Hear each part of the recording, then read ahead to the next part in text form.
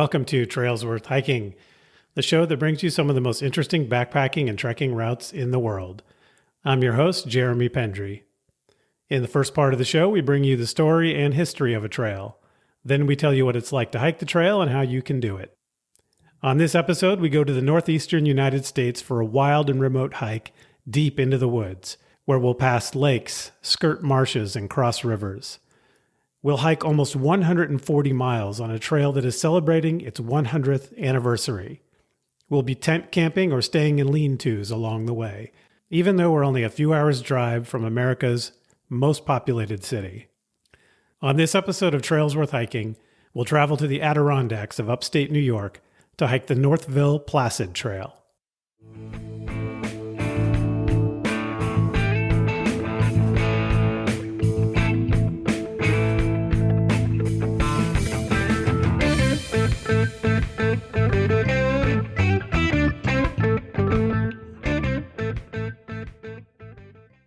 Welcome to the show, everyone. Thank you for joining me.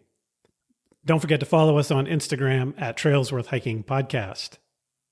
So we are at the very end of 2024, and I've received statistics from Buzzsprout, my podcast hosting service.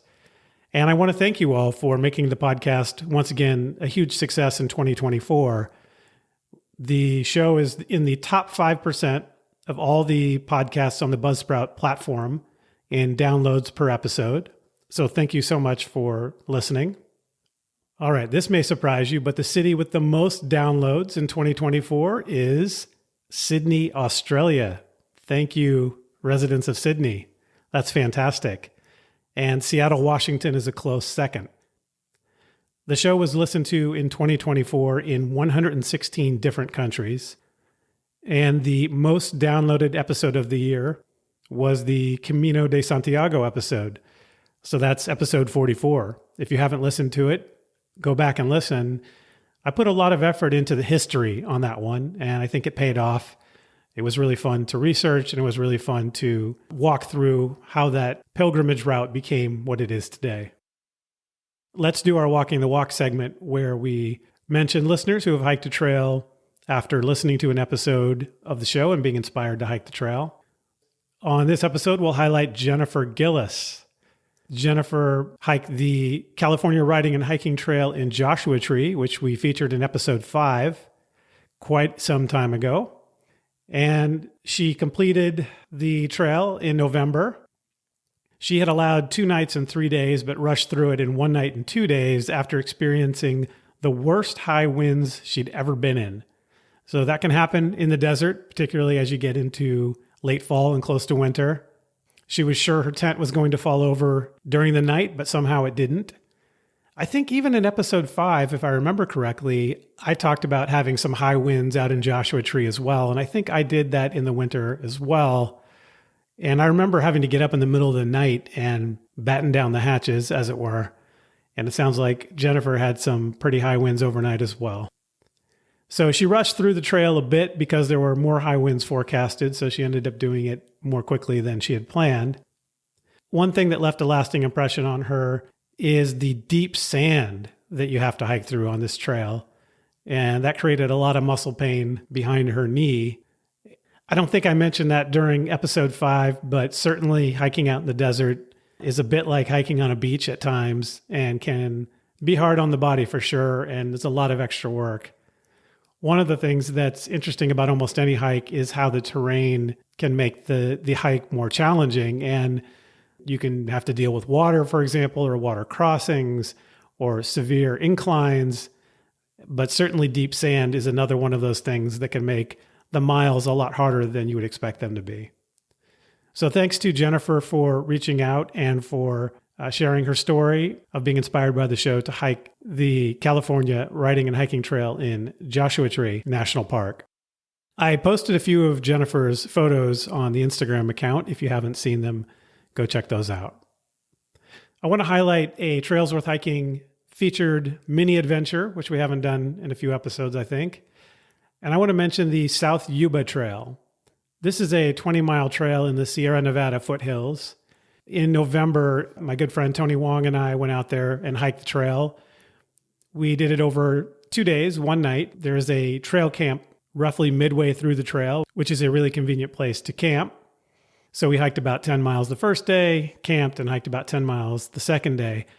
It's a really beautiful hike along the Yuba River, which is one of the wonderful rivers that come out of the Sierra Nevada snowpack and flow toward the Central Valley of California. This is an area where my father lived for many years and where I'd spent a lot of time going swimming in the summer at some of the really neat swimming holes, a couple of which are along this trail. But this trail itself is a little bit more remote than where most people go when they go to the Yuba River. It starts in a town called Washington and finishes close to Nevada City, California. One of the things that's great about the South Yuba Trail is that you can do it in the late fall, like I did. You can do it in November. The Sierra Nevada, of course, often has snow by then and can be very cold, but this trail is at around, I would say, 2,500 to 3,000 feet in elevation. So really in the foothills, not up in the high mountains. So it's a great spring or fall trail. I wouldn't do it in the summer. It can be very hot in that area in the summer. Great place to go swimming in the summer, but not for a 20-mile hike. This is the trail I had wanted to hike for quite a long time, and it hadn't worked out. And I finally found a time to do it. And we went, and it was dry and beautiful, cold at night, but not below freezing. Then it rained a few days later, and winter really started setting in after that. So we really hit it at a perfect time. I'll post a few photos on the Instagram account, but check it out if you live in California or you have a chance to go through the foothills in either the spring or fall. And it's a really wonderful weekend getaway trail. So check it out, the South Yuba Trail. And there is a car campground in the area as well if you want to camp the night before or the night after. Please send me your ideas for weekend adventures. I want to feature these on the show in addition to the longer hikes that are the main features of each episode. So reach out to me wherever you are and let me know about your favorite weekend adventure, and maybe I will feature it on a future episode as our featured mini adventure, like this trail, the South Yuba Trail. All right, on this episode, our guest is Jonathan Malone. Jonathan is a Baptist pastor who has an organization he founded called Wilderness Journeys. And he has a really wonderful motto for his organization, which is experience the wilderness, be aware of the spiritual, encounter the divine. And as Jonathan explains in our conversation, this is completely non-denominational, and his organization is really about connecting you to something bigger when you're out in the wilderness, however you view what might be bigger than what we are aware of here on Earth, whether that's a God or whether it's just nature itself. Whatever your belief system is, I think it fits within what Jonathan's trying to do. I think you'll really enjoy this conversation with Jonathan. He's got a lot of enthusiasm for this wonderful trail in upstate New York, and it really comes through in our conversation. So why cover a trail like this, a 140-mile trail in upstate New York? Well, there are a lot of you listening in the Northeast, particularly New York City and in some of the other bigger cities of the Northeast. And I know you want to get away on wonderful big adventures just like everyone else. I was really happy to learn that there is a big one right in your backyard. So the Northville-Placid Trail is 138 miles, I believe, and only a few hours drive from New York City. I've been trying to do a trail in New York for a while, and I'm glad we finally got a chance to do that. I'm glad Jonathan reached out. I've been to upstate New York a couple of times. I've driven through the Adirondacks, but never done any overnight hiking in that area. And this really inspired me to think about what I could do if I had the chance to hike in the Adirondacks. So let's talk about the Adirondacks. They are not just the name of a deck chair. Yes, the chair was designed in the early 1900s in the Adirondacks, so it is appropriately named based on its origin. The Adirondacks are in northeastern New York.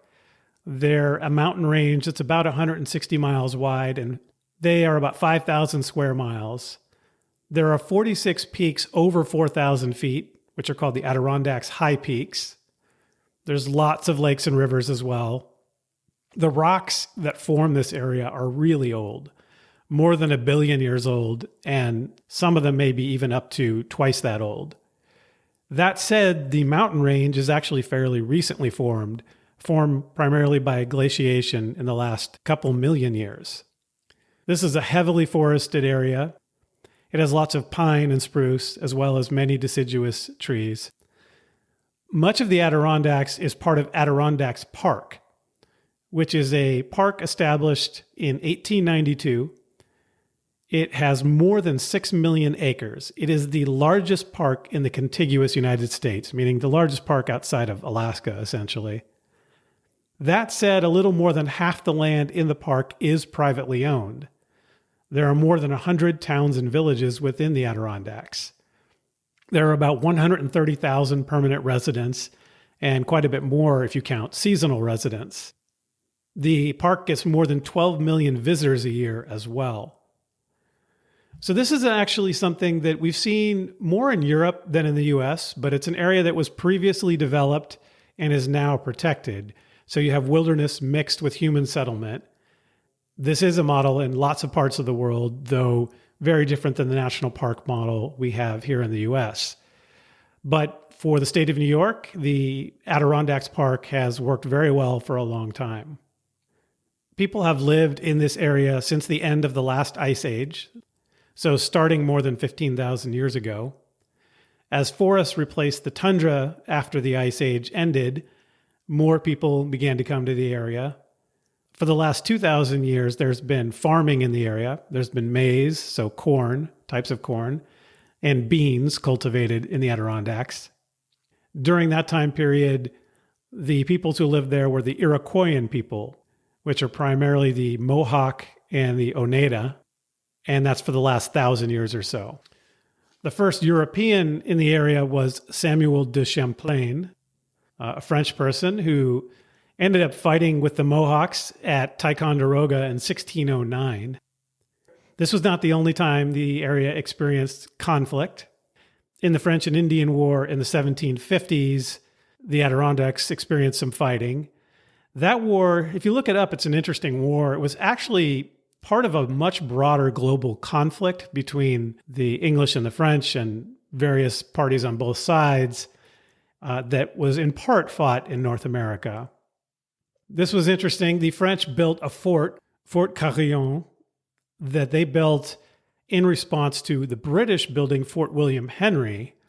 The British built Fort William Henry at the south end of Lake George in this area, and Fort Carillon was built by the French at the north end. In 1758, the British attacked Fort Carillon. The French held the fort, and the British had really high casualties. But the French got battered enough that they had to abandon the fort eventually. So in 1759, the French abandoned Fort Carillon, and the British finally took it, and they renamed it Fort Ticonderoga, which is very close to the town of Ticonderoga today. But that wasn't the end of the story there. In the American Revolutionary War in 1775, the Americans captured Fort Ticonderoga from the British. It was one of the first victories of the Revolutionary War for the Americans. 2 years later, the British sieged the fort. This was followed by the battles of Saratoga, where the British were pushed back away from Ticonderoga to Saratoga, which was a turning point in the American Revolutionary War. So if you're keeping score here, originally this was land of the Mohawks. Then the French took it. Then the British took it from the French. And then the Americans took it from the British. And yes, it is also home later of the famous pencil company, the Ticonderoga Pencil Company, due to the graphite mines in the area. Over the various conflicts that happened at Ticonderoga and the Adirondacks, there were thousands of fallen soldiers that were buried in the area. And some may say, as a result, that today the area is haunted. There have been lots of reports of visitors hearing footsteps, hoofbeats, voices, and even seeing shadowy figures. Let's go back to talking about the Adirondacks more generally. A Jesuit missionary was the first European to go through the center of the Adirondacks in 1642, But I wouldn't want to do it the way he did it. He was a captive of the Mohawks, and they brought him through the Adirondacks. For a long time, for Europeans, this was essentially a blank space on the map. It was an unknown deep wilderness, which today parts of it remain a deep wilderness. After the United States formed, though, there were timber interests that moved into the area, and a lot of the area was logged. But ultimately, recreation followed for folks that want to escape from the big cities of the Northeast, and that is the situation we find ourselves in today. With respect to the trail, one important thing to mention is the Adirondack Mountain Club. This is a club that was formed in 1922 to build trails, conserve natural areas, and develop a stewardship community for the Adirondacks. One of the first things the Adirondack Mountain Club did was lay out the Northville-Placid Trail. That was done in 1922 and 1923. George Pratt was the principal funder of the project. He was a guy who was pretty wealthy with Standard Oil money. And this is not the first time we've seen this theme where someone made money through an extractive industry like timber or petroleum or something else that may be harmful to the environment when looked at from the perspective of what the industry does. But some of the wealth that people have generated from these types of industries has been put back into conservation. And this is one example of that tension between industrialization and conservation. So George Pratt made his money in oil, but also helped to build the Northville-Placid Trail with that money. He was the first president of the Adirondack Mountain Club. He was a commissioner of the New York State Conservation Commission, which is a predecessor of today's Department of Environmental Conservation. So the route for the Northville-Placid Trail was chosen because there was train service between the two cities. So there was a train that went from Northville to Placid. So if you walked the trail, you could then take the train back. So this was in an era before cars were commonplace among most citizens, and the train was a more typical way to get around. Also, the route was chosen in part because there were lots of logging roads that were not being used for logging anymore, but that could be used to route a trail. And there are also long river valleys that run north-south that are easy to traverse, so a trail had sort of a natural place to go. The trail was completed in 1924, so here we are in 2024, 100 years later. This trail has been around a full 100 years, and we should be celebrating that. There aren't that many active hiking trails that have been around 100 years in the United States. The Northville-Placid Trail was eventually donated to the state of New York in 1927. The Department of Environmental Conservation is responsible for maintaining the trail, and they get help from the Adirondack Mountain Club. The town of Northville, where the trail starts, is a small village. It was founded in 1786. It has around 1,000 people today. Lake Placid, where the trail ends, is not much bigger. It only has about 2,500 year-round residents, but it is a quite famous town because it is where the 1932 and the 1980 Winter Olympics were held. In fact, a lot of people may remember Lake Placid as the location of the 1980 Miracle on Ice game, where the United States hockey team, with a bunch of young amateurs essentially, defeated the much more well-regarded Soviet team. Lake Placid was originally an iron ore mining town, but by the late 19th century had become a resort town for the wealthy, which is, I think, why ultimately it became a good place to host the Winter Olympic Games. All right, with that background, let's jump into my conversation with Jonathan Malone about the Northville-Placid Trail.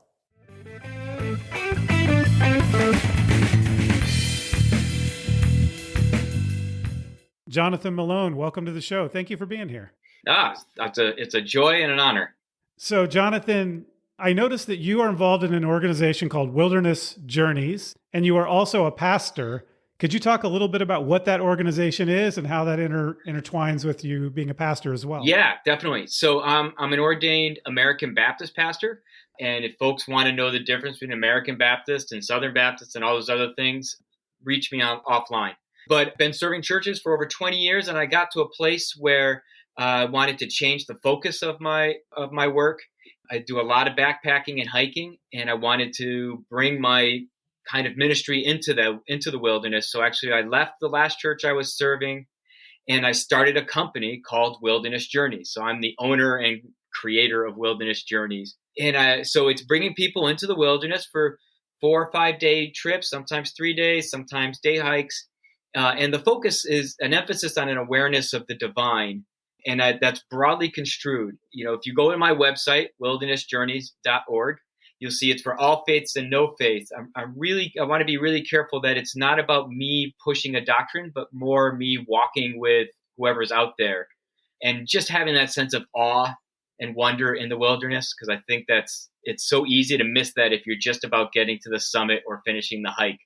There's little and big moments that are amazing. So that is the elevator pitch of what I do.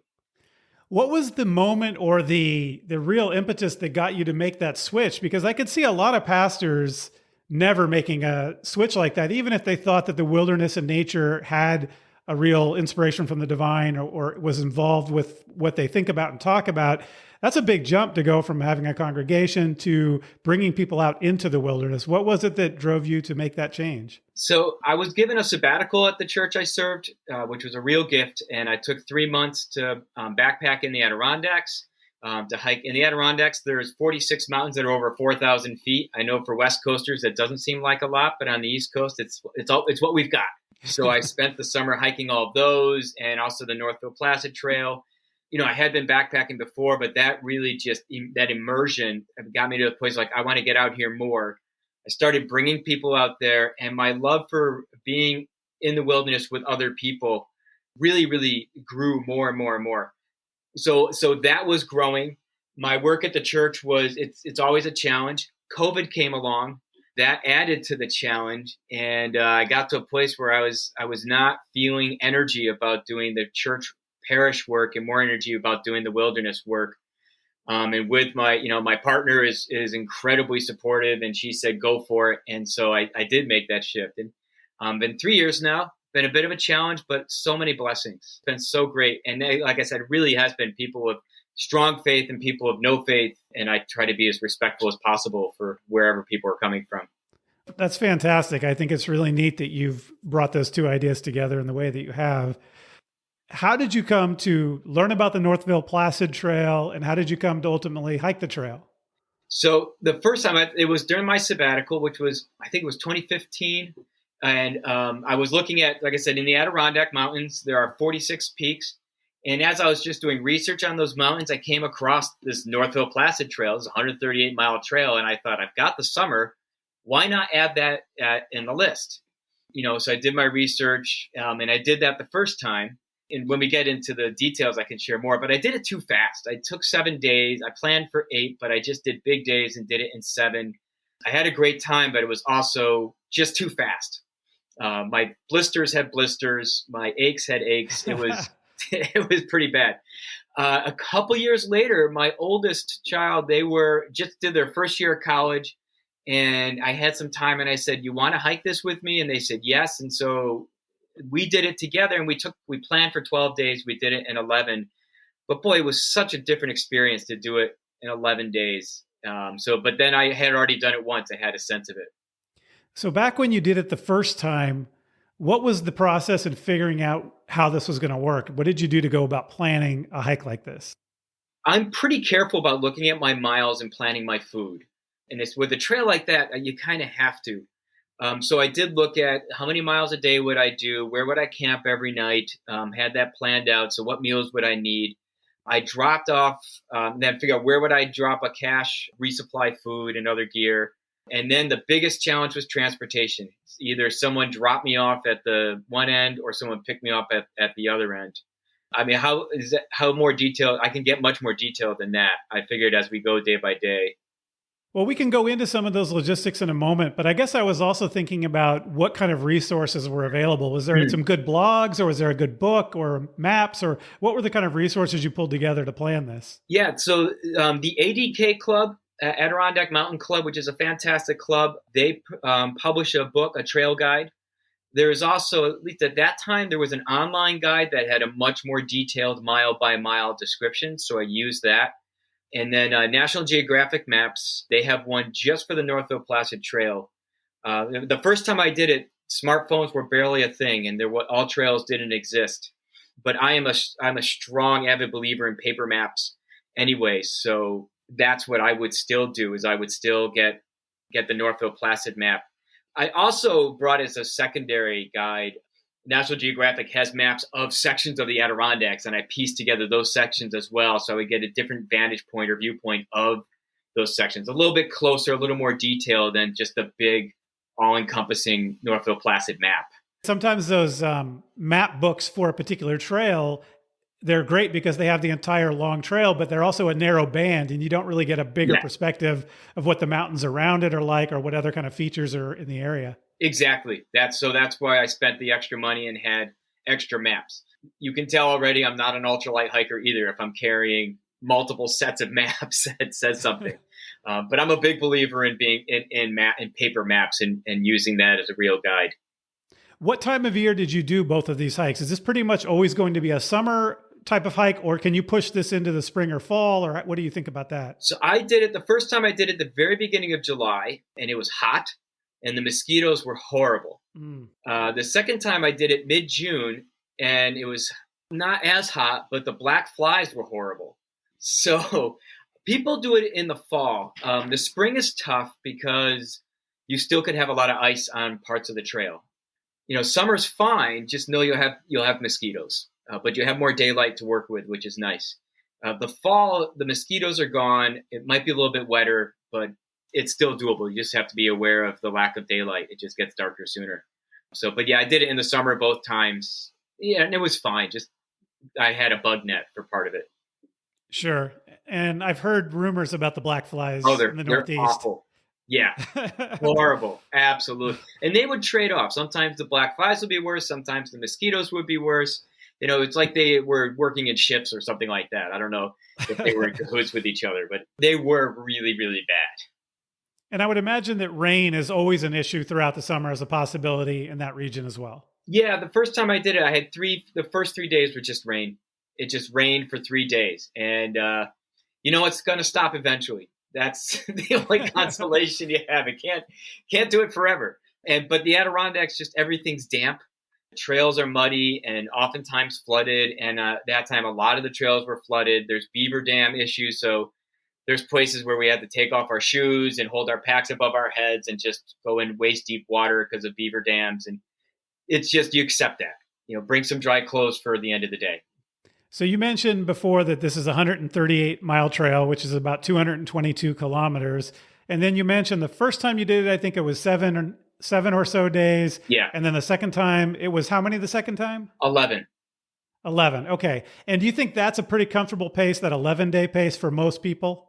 I think 11 to 14. I mean, really, even with 11, we did a couple of big days, but we took a half day, which was only a 6-mile day. A big day for me is like 21, 22 miles. That's a tough day. 6 miles is easy, but you average around 10 to 15 miles a day. But 11, you could make it work in 14 if you really don't mind hanging out at campsites early and late. Well, that raises another issue, which is the Adirondacks are steep, and you mentioned they have lots of 4,000-foot peaks. But my understanding is this trail kind of runs between the peaks and is mostly in the valleys. So can you cover pretty serious ground each day? You can. And that was part of the allure of this trail is I was doing all my hiking in the High Peaks region, which is a fraction of the Adirondack Park, which is a huge park, 6 million acres. So this trail, yeah, like you said, goes through valleys and by lakes. And so I was able to experience a totally different part of the park, which was fantastic. It's still, the Adirondacks are known, their trails, like East Coast, they're rugged. Rugged trails, lots of roots, lots of rocks, lots of big mud spots.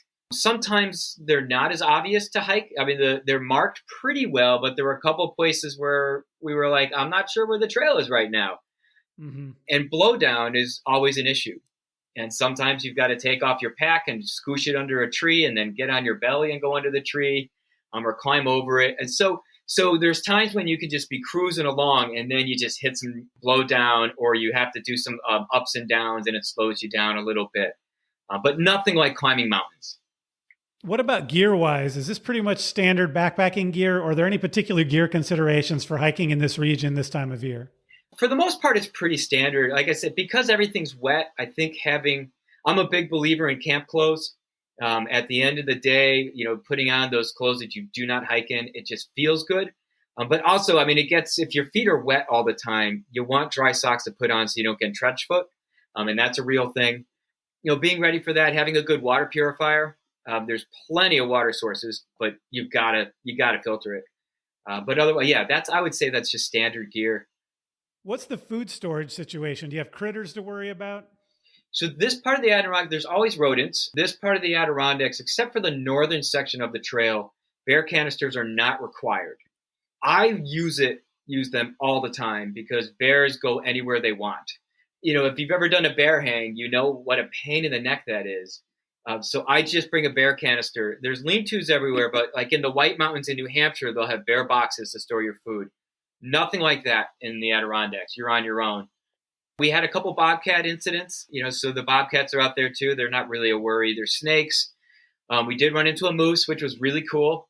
I didn't see any bear on either trip, but I know they're there. A couple grouse. I got charged at by a grouse, which was scary at first. Until I realized it's just a chicken. A wild chicken. But yeah, puffed up and hissing and running in a demonic fashion. That could be terrifying. But so yeah, as far as food storage goes, I recommend canisters, but I know some folks just don't like them because they're a little bit bulkier, a little bit heavier. But for me, it makes life a lot easier.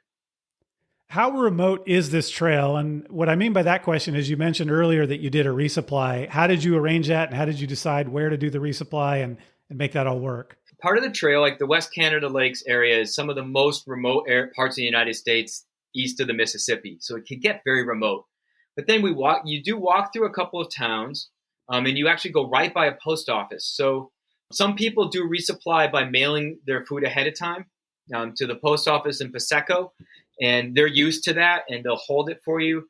There are some individuals that run companies that will hold food for you. What I ended up doing was near Wakely Dam, which is a place you could drive up to. I drove up, and then at the trailhead, we stashed our resupply of food in bear canisters and put it in a tote because we also wanted to have resupply of insect repellent, batteries, all that stuff, and had a locked tote hidden in the forest. And that worked pretty well. So we planned 6 days in resupply and then 5 more days of food after that. Okay. And then what about let me back up and say, yeah, you started at the Northville end and went to Placid? Yeah. So both times I went northbound, and you could go either way.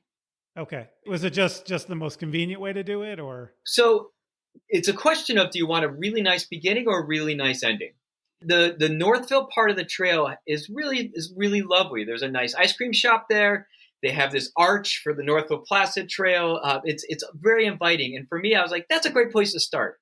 I start with this feeling of a send-off from Northville. Uh-huh. Lake Placid, you would think, because that's a really, touristy kind of town. The end of the trail is just a gravel parking lot without the fanfare. Now, a lot of people then will go to a restaurant in Lake Placid or stay at a hotel or Airbnb, and that's a really nice way to do it as well. Part of it was for me of what my wife was willing to do for transportation, because she was the one that ended up driving all the way to Placid, where I dropped off my car, and then driving us all the way to Northville to drop us off, which is a lot of driving. But Northville was on the way home for her. Okay, that makes sense. Yeah. What about permits? Are there any permits required for this area? No, all they require is that I think overnight groups are not supposed to be any bigger than 8, and don't spend more than 4 days in a lean-to. But if you're hiking the trail, you're probably not going to. But no permits required, which is part of what I love about this, just the Adirondacks in general. Lean-tos are first come, first serve, up to 8 people. So if there's 4 people in the lean-to, they can't say, well, we've taken this. No, you pop your stuff down and say, well, I'm here too now. But if there's 9 people, the 9th person is out of luck. Having said that, I've had incidences where it was raining, and on that trail it was raining, and there was 8 of us, and it was going to be tight, and someone strung up a hammock in the lean-to and slept over the rest of us, and we made sure everyone got a spot. Folks on the trail are real generous. Most people just go out of their way to make sure everyone's going to be okay. Does this mean you're going without a tent and you're counting on the lean-tos, or do you bring a tent as well? I always bring a tent. Okay. There are some places to stay where there's no lean-tos, where it's just a tent site. Okay. Yeah, and plus the second time, the black flies and the mosquitoes were so bad. Sleeping in a lean-to was really tricky because you would just be eaten alive all night. So we would, use the lean-to as kind of a base camp to put our stuff out to dry, but then clean it up if anyone else showed up and still sleep in our tents. Just to get away from the bugs.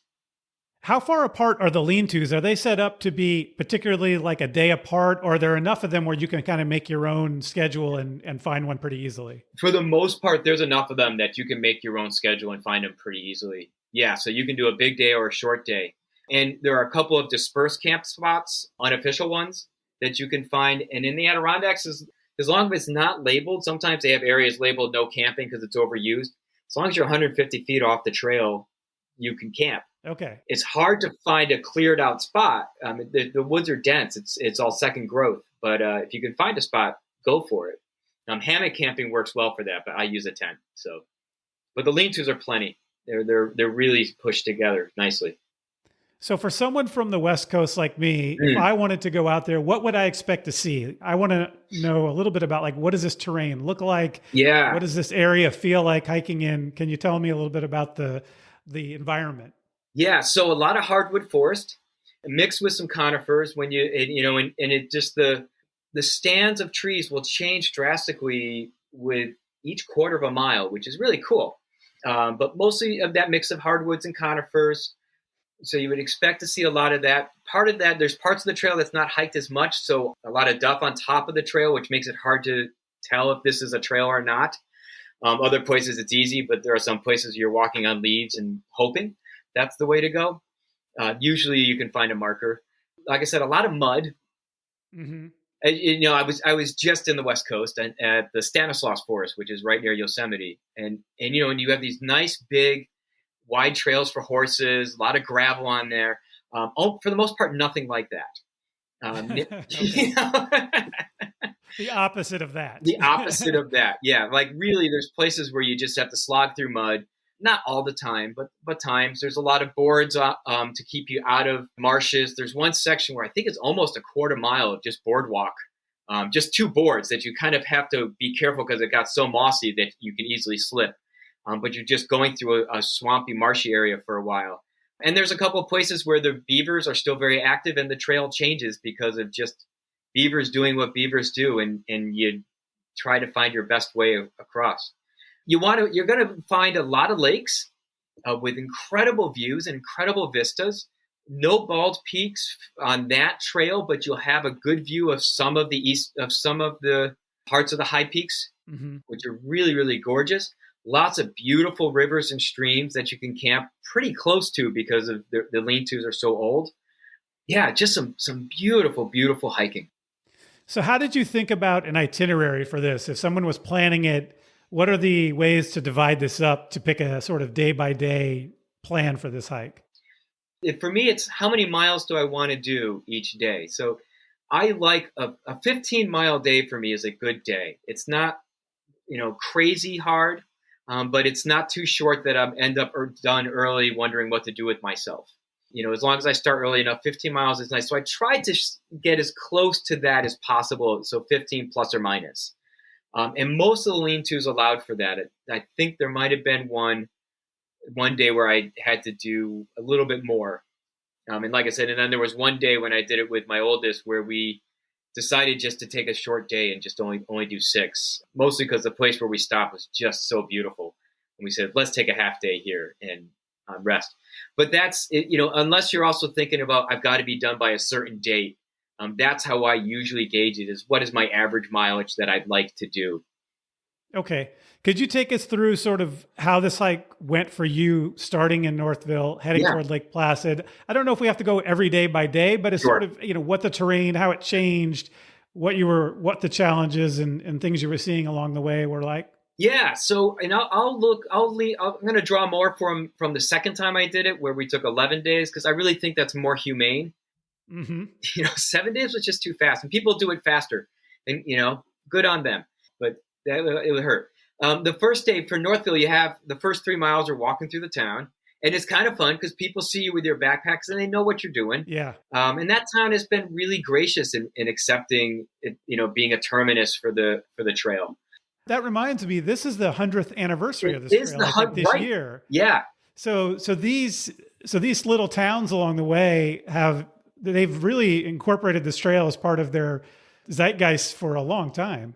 Yes, they have. Yeah. And I think, that's part of the Adirondacks is all these little towns in there, and each town tries to claim its own niche for how it attracts the backcountry tourism industry. And especially Northville and Paseko to a degree, Blue Lake, these are towns you go by. They really lean into it. And other long trails, they talk about trail magic. It definitely happens on the Northville-Placid Trail too, which is really cool because it feels like a tucked away part of the Adirondacks. It doesn't have the same allure as the Appalachian Trail or even like the Long Trail. Mm-hmm. But the locals there, for the most part, are really appreciate the trail and have been, to me anyways, have been really good to folks hiking on it. So the first day, it was challenging. It starts out fine, and then you have just this brutal uphill climb right away when you enter the Silver Lakes Wilderness area. It's a bit of a gut punch when after doing this nice road walk, you just are gaining a bit of elevation. Now, you're not going up a mountain, but with full pack and just going up. And East Coast trails, switchbacks don't exist. So it's just up and over. It's just up and over. And that's just cruel. And that's through hardwoods and such. And then if you go further enough, the first really big challenge also, aside from the climb, is Woods Creek, I think. It's about, I want to say, between 50 and 100 yards wide stream. And there's no bridge. Mm-hmm. And there's no rock hopping across it. So when folks do this in the winter, that's their biggest challenge is how do you get across? It's take your shoes off, put on your water shoes or your sandals, and hope you don't fall in. and then it becomes like a pine forest right away around Woods Lake, which is a beautiful place to camp. Some locals go there, so it gets loud, but that's a beautiful place. The next section is part more of the Silver Lake area. That's where we encountered the most blowdown. Mm-hmm. And it might have just been storms that year or something, but we were going up and over and through a lot of trees, a lot of nice lakes. We stayed at Silver Lake, which was really gorgeous. Again, the black flies were an issue, but really, really pretty. And then from there, we worked our way up to Hamilton. So it's continued to be conifers and hardwoods, a lot of stream crossings, and some of them you can just rock hop across. I think there was one day where 4 times we had to take off our shoes to go across. I wasn't wearing, I hike in trail runners now, but at that time I wasn't, and I just didn't want to get the inside of my boots wet. Mm-hmm. And some beaver dams to work around too. There was one where I tried to walk across the top of a beaver dam, but then halfway through a snake showed up. Oh, wow.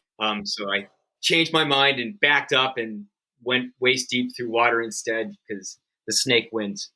Are they poisonous snakes? I don't think so. There is a chance that some of the snakes in the Adirondacks can be poisonous. There's some rattlesnakes by Lake George, or copperheads or rattlesnakes, one of the two. But for the most part, they aren't. But really, a good rule of thumb is just don't mess with snakes. Yeah.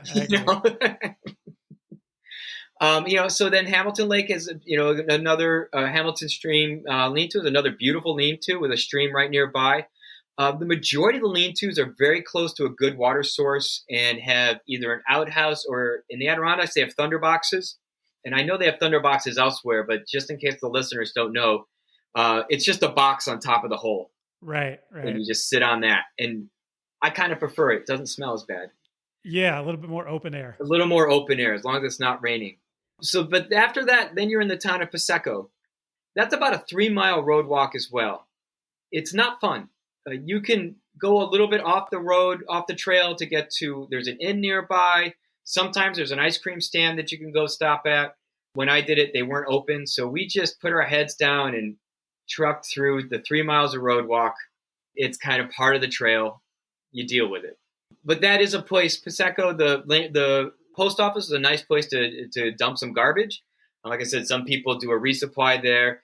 The people at the post office are incredibly nice to hikers, and they gave us some gummy worms or something, which was really nice. Okay. And then from there, you still have some ups and downs, and then you get into the Canada Lake areas. And first it's Spruce Lake, For insider information, if folks are planning on doing this, there are 3 lean-tos on Spruce Lake. Lean-tos 1 and 2 are fine. They're nice. But lean-to 3 is heads and shoulders above the other 2. What makes a lean-to better? A lot of it is, well, first, if the lean-to is not falling apart, that's a nice thing. Okay. If it's not been trashed by locals, that's a nice thing. And not that all locals trash it, but people that have a party mentality, I should say that. And then the location. Mm-hmm. And lean-to number 3, I think, was built before they had a sense of easement and closeness to water. It is about, maybe 50 feet away from the shore of the lake and looking right at the lake. So you wake up, you see the lake. There's loons on the lake doing their wonderful noises. You can fall asleep watching the sunset. You can do fires in this part of the Adirondacks, so you can have a fire at night, watch the stars. It's just a beautiful, picturesque location for that lean-to. So lean-to number 3 for Spruce Lake, I would say is the best one to go to. Can you swim in these lakes? Yeah. Oh, yeah. And we did. It's a great way to kind of cool off after the day and help your muscles relax. Always be careful when you're swimming, of course. It's good if you have a partner, or just don't go over your head. But yeah, I'm trying to think, all the spots are pretty good for swimming. There's a couple of places further north where the water might be a little bit too heavy, too fast. So you want to be careful of that. But the great lakes, wonderful for swimming in. Yeah. Okay. And then after Spruce Lake. Yeah, Spruce Lake. Then you go into the West Canada Lakes area, which, like I said, that's the most remote part of the Adirondacks. And you are deep in the wilderness then. And for at least maybe almost about 15, 20 miles, you're not going to cross any roads, which that's fairly significant for the East Coast, where it's such a developed area. If you run into other people, they're going to be other through hikers, and you have northbounders and southbounders, and just like any through hiking experience. And that's where we saw a moose. That's where I think some of the most beautiful lakes are. That was my favorite part of the trail. It's all second growth, so I can't say it's original, but there's still a pristine quality to it that's just amazing. And there's a number of lean-tos you can stay in that area as well to really enjoy. If you wanted to slow down, that's a good place to slow down and enjoy it. From there, you hit Wakely Dam, and that's where we did a resupply. Sometimes that's a place where people, if you have friends or family that want to meet you, they can drive up to Wakely Dam and you can rent a campground. So there's car camping there. Mm-hmm. So that's nice. And then you go by Stevens Pond, which is beautiful. Lake Durant's another town. But I want to get to Terrell Pond because that's another one of the gems on this trail. Terrell Pond is where my son and I decided to do a half day because mm-hmm. it's one of those ponds where you have no motorized vehicles on it. There's no road access to it. And has just this wonderfully created beach along the pond, a sandy beach. That you can't camp on the beach, so the lean-to is not right on the pond. But you set up at the lean-to, and then you just walk over to the pond. And it's a great place for swimming, a great place just for relaxing. And we took the whole afternoon and the evening to just chill, just to kind of let ourselves rest and have, for us, a 0 day, but really a Nero day, 6 miles ago. I definitely think that in a longer hike like this of 10, 11 days, absolutely a half day off is something is essential. Oh, yeah. There's no hurry anyway, but most people don't work 11 days in a row. There's no reason to hike 11 days in a row either. It's nice to have a half day off or a full day off in the middle. Oh, and our backs were ready for it. After a while, your back starts to tweak a little. And so that's a spot where I would recommend folks to take a half day. It is just beautiful. And you're not far from the town of Blue Lake, and some people will go out of their way to go to Blue Lake and stay at an inn or at least get a burger or something like that. That's another one of those towns where you can do that. It's also a good time to do your last day because after that you do the most climbing you're going to do. You get to the highest point on the trail, which is about 3,000 feet. Again, I know that's not much for West Coasters, but when you're starting at about 2,000, that's 1,000-foot elevation in a very short amount of time is tough with a backpack. Mm-hmm. The views are okay, but but you climb. That's notable, and most people talk about. Have you done the climb yet? When are you doing the climb? So that's that part. And then you do a little more road walk, and you're in Long Lake. Long Lake's another one of those significant markers in the Adirondacks. It's about a 13-mile long lake. Mm-hmm. So there are power boats on there. There's lean-tos right on the lake. The first time I did it, I got to chat with someone who rented a boat and took the boat from the town of Long Lake all the way to the lean-to. And I swear, if I hadn't known, I would have thought they drove their car up with all the stuff they had. They had, air mattresses and coolers and everything. It was with me with my backpack. It was like a moment of dissonance. I was like, how did you get all this stuff here? You run into some of that. But a further north up Long Lake, you have just your pick of amazing spots to camp. This is like Kelly Points, Rodney Points, the Plumleys, for those who are looking on the map or planning it. Those are all really, really beautiful spots to spend the night. Long Lake is such a beautiful lake. After that, you start to get into the High Peaks Wilderness area, and that's where they require a bear canister. Okay. Which is why knowing that they required it and also my proclivity to using it, some people will pick up one for that last section. I just did the whole thing with it. But you're getting into what's known as the Cold River area, and you're starting to see the terrain does change a little bit more. The rocks are bigger. The water source is the Cold River, and that's got some rapids in there, some big rocks in there. Absolutely beautiful. And you go by the hermitage of a hermit that lived there for a long time, lived on Cold River, and you can see the remains of where he lived, all the cans and stuff like that. That's a really cool spot, and there's a little population marker there, population 1. That's awesome. Of just that hermit. And it's a nice little memorial for him. But Cold River, then you can start to see some of the high peaks, mostly I think the Santanonis and the Sewards, for those who know the high peaks in the Adirondacks. Absolutely beautiful mountains to look at. I want to recommend folks, if you're going to stay at any of the lean-tos in there, like the Cold River lean-tos are great. Duck Hole number 2, they have a number 1 and number 2. Number 1 is fine. The location looks great, but number 2 is an almost brand new lean-to. And if you just go a little out of your way, it is amazing. You have a beaver meadow opening up and mountains just beyond that. It's absolutely beautiful. And then you're on your way out. You have maybe 12 miles from there before you get to Placid. And usually there's like one more lean-to. There's some waterfalls you can check out, which are also beautiful. Usually by then, at least for me, I was like, let's just get out. You're in cruising mode getting to the end. The Lake Placid was nice. We went to a restaurant afterwards and had a celebratory meal. Smelling bad, but If this was your only time going to this region, would you do any particular side trips during this hike? Or are there any peaks that there can't miss if you weren't going to come back here? Or do you think really just go from beginning to end and enjoy the trail? That's a great question. Yeah, there are a couple of side hikes you could do. Most people get excited about the high peaks, but doing them from this trail it's a big ask. Okay. You're adding maybe 2 days onto your trip, and you'd have to do some logistics planning, and they're tough ways to climb. Probably like the West Canada lakes, there's a loop called the French Louis Loop, which you can then go see a little bit more that way. You can go to a fire tower, I believe, and that could be nice. By Lake Terrell, you can go out of your way and climb Blue Mountain, which is one of the highest fire towers in the Adirondacks. Beautiful view. All these I would recommend adding just a full day if you're going to do these side trips. There's not many side trips that you can just like go check out really quick. Okay. Yeah, if nothing else, like go check out the town of Blue Lake. That's a quaint little touristy town, and by that time you might be at a place where you might like to have like a normal meal and get a hotel for the night and clean up a little bit. So people have, of course, lots of choices when they look at, a week-long or a week and a half long hike. Why is this trail, the Northville-Placid Trail, a trail that they should consider? Well, I think partially like you're seeing a part of the United States that I don't think you can find in many other parts of the Northeast. Like I said, the long trail is beautiful in Vermont, but you're going up and over mountains. And that can be prohibitive to some folks. It's also quite a bit longer, I think, in distance. It is. Yeah. So it's going to take up more time. It might take up more time than most people have.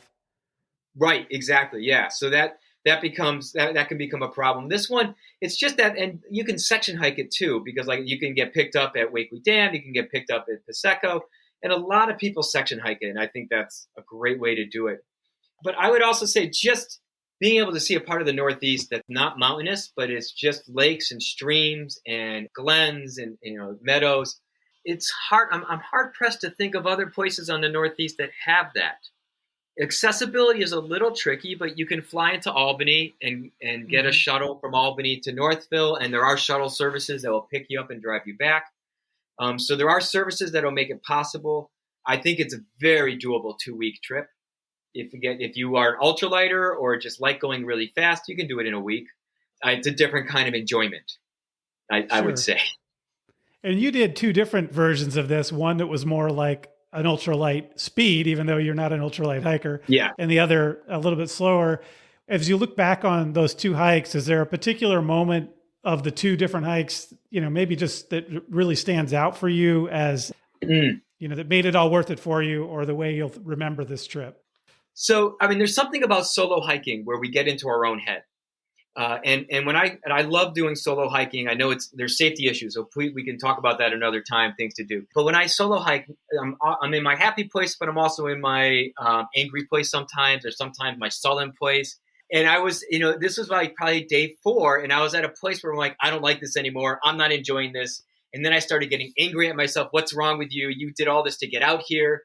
People sacrificed for you. They're driving, and like you should be happy about this.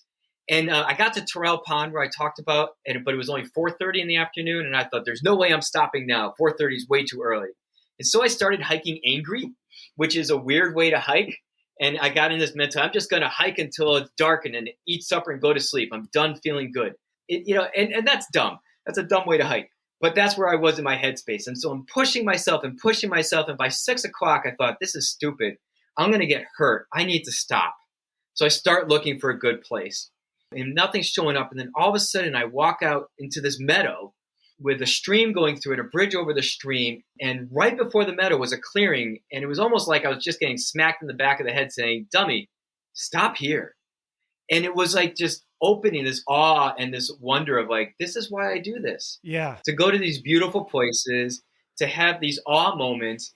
And so I set up my tent. I sat on the bridge over the river and had my dinner. There was a snake in the brush, and I was like, "Oh, I'm having dinner with a snake," and just had this moment of like, "This is good."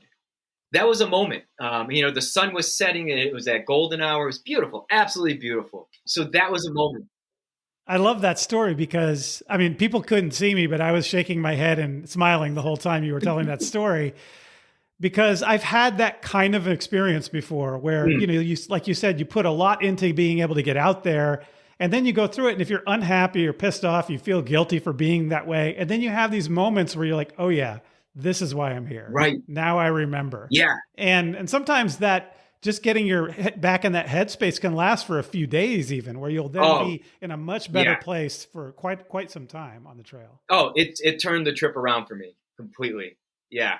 And I had great moments beforehand too, but yeah, you have that day, a lot of rain, the mosquitoes. Yeah. So that's the moment that just really sticks out for me. The second trip, was, like I said, with my oldest son who had, they just did their first year of college. So we're in that transition space of how do I treat you as now a young adult, and how do you treat me as, still your father and all that. And when we did that half day at Terrell Pond, we were just kind of hanging out, and I had done all that I could do. I don't bring books to read. Had some poetry I was trying to memorize. And my oldest, out of just a place of, incredible, it was a gift, said, hey, can we sing some songs? For me as a father, like what a great way to melt my heart than to, your really adult son saying, hey, Dad, will you sing with me? That's fantastic. Yeah. So we were sitting at on this beautiful beach at this lakeside as the sun was starting to set, just singing songs that we knew. It was absolutely beautiful. Now that you've done this trip twice, other than slowing down the second time, which you did, is there anything else you would have done differently if you were to do it again that others should be thinking about? I would do it later in the season. I think, so those bugs were horrible. August is probably a great time because it's starting to get cool enough, but you still have a little bit of daylight. Or September. In September, you'd get the fall colors as well, maybe. Yeah, and the fall colors in New York are amazing. So August or September, you're starting to get the shoulder season weather, but I love hiking in shoulder season. I love not having to wear shorts. That's great. And the only other thing is I've kind of upped my cooking game since then, so I think the food would be a lot better than what it was the first and second time. All right. Well, Jonathan Malone, thank you for telling us about your hikes on the Northville-Placid Trail. But while I have you, I've got a few more questions before you go, if you don't mind. No, not at all. What is the best campsite you've ever had? I'm going to say there's two. One is in the Adirondacks. And I'm a little weary sharing this because it's a beautiful spot and I don't like people there. You're giving it away. I'm giving it away. But so it's a place called Livingston Point Lean-To. It's in the middle of the high peaks and it's really hard to get to. It's a challenging 6-mile hike in, including a tough water crossing where you usually have to take off your shoes. But I'll tell you, at the lean-to, there's a beach with a very slow-moving stream and a beaver meadow, and then you're surrounded by 3 or 4 high peaks, and you watch the sunrise and the sunset from that same spot. It is my absolute favorite place to be, and I could sit at that beach for hours and just take it all in. The other was where I just was, in the Stanislaus Forest, and it's by Camp Lake. And Camp Lake is a very popular spot if you go to the Stanislaus Forest. You can only stay there one night. But if you do a little bit of searching, there's a couple of obvious camping spots that groups can go to, and they're nice. Anywhere in the Stanislaus Forest is nice. But you do a little bit of searching, go a little bit further, push yourself a little harder, and you'll find some more isolated places that feels like its own kind of oasis. And not as many people will get to that. You'll be separated from any kind of crowds, and you have a beautiful view of the valley, again, for sunsets, and just when you wake up, it's the first thing you see. So absolutely beautiful spots. Nice. All right. You mentioned to us already a minute ago that you have upped your food game. So I'm curious to hear your answer to this next question, which is, what is a backpacking meal you could eat every day? What I'm going to do is hybrid 2 of my meals that I do. One of the things I do on my trips is I do bread. Oh, okay. We bake bread from scratch. Nice. So I'll bring the flour, I'll bring the yeast, I'll start rising it in the morning with a cold rise, and then in the afternoon we'll do a slow bake. So the meal is going to be freshly made bread, usually with a Mediterranean seasoning to it. And then I'm going to do a black bean stew. We'll rehydrate the black beans. A black bean stew with sauteed peppers and onions, fresh cut tomatoes, and roasted cashews to sprinkle on top, seasoned to taste. Oh, man. I'd like to come backpacking with you. Yeah, it's a great meal. It's really delicious. All right. Last question. What is the most valuable thing that backpacking has taught you? It really has taught me that there's a difference between uncomfortable and unsafe. And it's so important to know that difference. And that it's always a moving target. So there's times when I've been cold, but I haven't been unsafe. But there's times when I've been shivering cold, and I knew that, this is not good. I'm on the edge of unsafe. But I think that's a lesson to take in life in general, because there have been times when I've been out of my context in places that I'm not used to. Or the reptilian parts of our mind goes to like, it's unsafe, we got to fight or flight. It's like, no, it's just uncomfortable. We're still safe. We're still okay. Yeah. But then, it's such an important lesson in the wilderness to know, okay, now we're past uncomfortable. We need to do what we need to stay safe. I completely agree. I couldn't agree more. And I agree with you that it carries over into life and it helps you manage other parts of life better because you understand that it's fine to be uncomfortable. I think it's something that has gotten lost with a lot of people who don't ever put themselves in situations that make them uncomfortable. I totally agree. And so there are a lot of people who don't go out in the wilderness and don't do things that are really hard or things where there's a lot of uncertainty around what might happen. And as a result, they don't have a lot of resiliency in those kinds of situations, even outside of the wilderness. And so I do think it's an enormously helpful lesson to learn, and couldn't agree more. Yeah, fantastic. Jonathan Malone, thank you for coming on the show. I really appreciate it. Yeah, thanks for having me.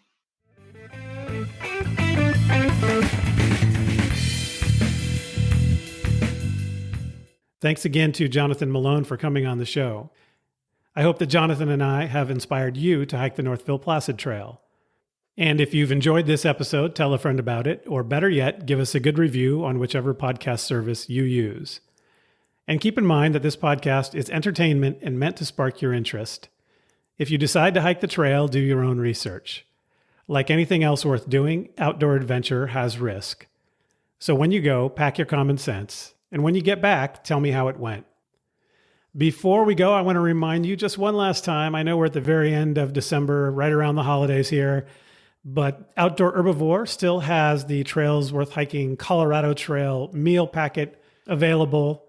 This meal kit includes 3 of my favorite Outdoor Herbivore meals. In fact, the meals that I ate very frequently on the Colorado Trail and could pretty much eat every day if I had to. And that's the Toasted Sunburst Muesli for breakfast, the Hop Pea Slop for lunch, and the Naked Freckle Burrito for dinner. So give it a shot. You can get 20% off your order of this meal pack of 3 separate meals for a full day of backpacking with your breakfast, lunch, and dinner by using the discount code TWHCT, Trails Worth Hiking Colorado Trail. I believe it's only going to be available until the end of the calendar year, so just for a few more days, you can get your discounted Trails Worth Hiking Colorado Trail meal packet from our wonderful sponsor, Outdoor Herbivore, who makes vegetarian and vegan backpacking meals. But as I always say, you don't need to be a vegetarian or a vegan to really love these meals. They are great for everyone to enjoy. They use quality ingredients. They contain lots of calories for a hungry hiker, and they ship worldwide. So check it out, the Trails Worth Hiking Colorado Trail meal packet. Get it while it's still there at outdoorherbivore.com. Next time on Trails Worth Hiking, we will be taking on a multi-day loop hike through a stunning alpine landscape. We'll stay in huts with fellow travelers and see large parrots. Wait, what? Parrots? Yes, we are heading to the wild world of the Lord of the Rings as we hike the Kepler Track in Fiordland National Park on the beautiful South Island of New Zealand. If you have any questions or feedback on this episode or ideas for future episodes, including if you want to be a guest and talk about a trail that you've hiked, reach out to me at trailsworthhiking@gmail.com. So start planning your next hike, and before you know it, you'll be on the trail. Thanks for listening.